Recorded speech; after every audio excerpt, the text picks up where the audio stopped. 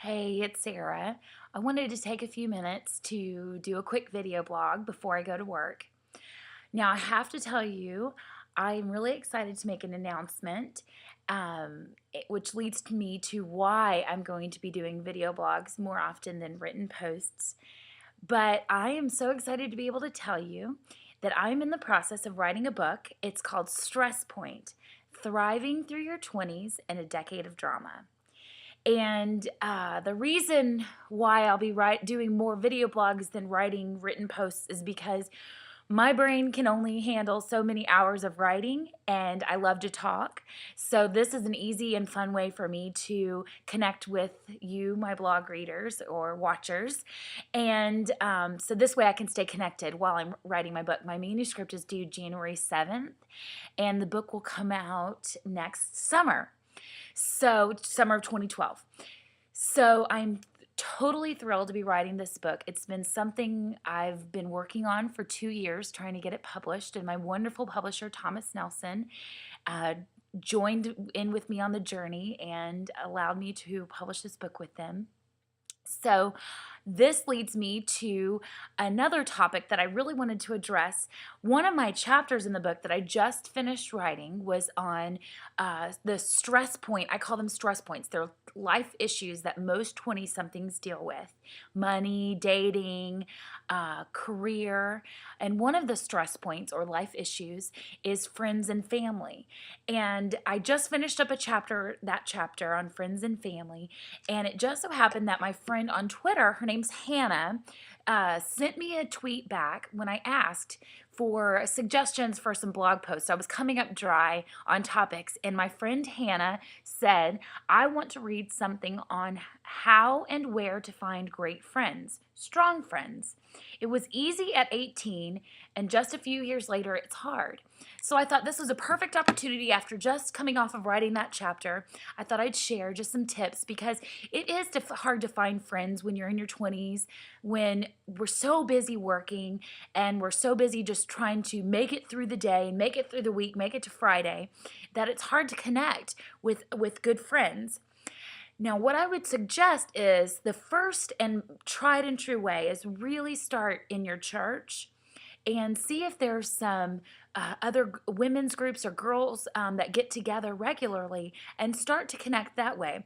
It's always good to connect with people who understand our faith and that can strengthen us and keep us accountable for our faith and how we are progressing and growing in our maturity and in our love for Jesus.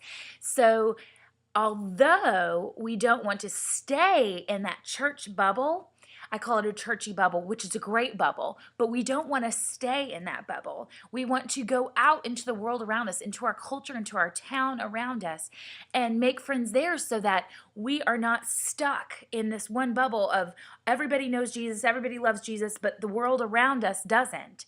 And so we need to go out and do life with those who might not necessarily be Christians. So what I've found lately is that it's really fun to find passions. Like lately, I've found a passion of mine is well, I've kind of gotten a little bit crafty, artsy crafty. I've never been really one to be artsy or crafty, but I found that I enjoy it. It's kind of a neat stress reliever for me. So I found some friends in my area that love to do that too. At the local, one of our coffee shops sells art and stuff, and so I've connected with some other women and some other friends that like to do arts and crafty type things. Another one of my friends, she's actually my book editor, Ashley.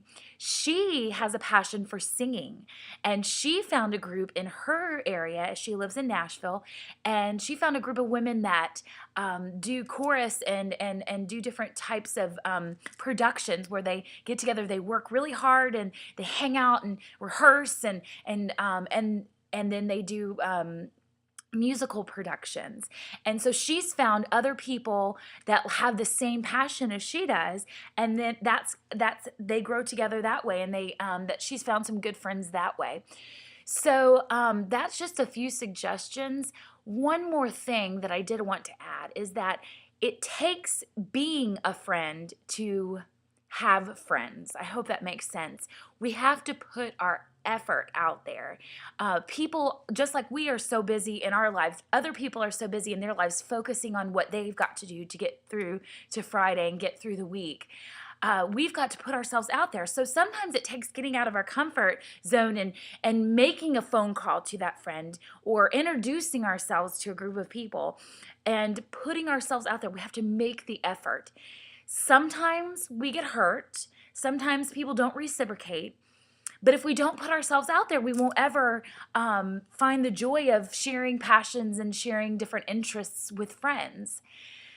So, my friend Hannah, I hope that this helps, and I hope my other friends out there who have the same questions, because that's a legitimate question. How do you find friends when we're so busy in our own worlds? And so anyway, I am so glad that you all have joined me today, and I'm going to head back to work. Be on the lookout for more information about my book. I won't be flooding you with tons and tons of promotional stuff right now. That'll come later. But anyway, I'm so excited to talk to you today, and we will see you next time.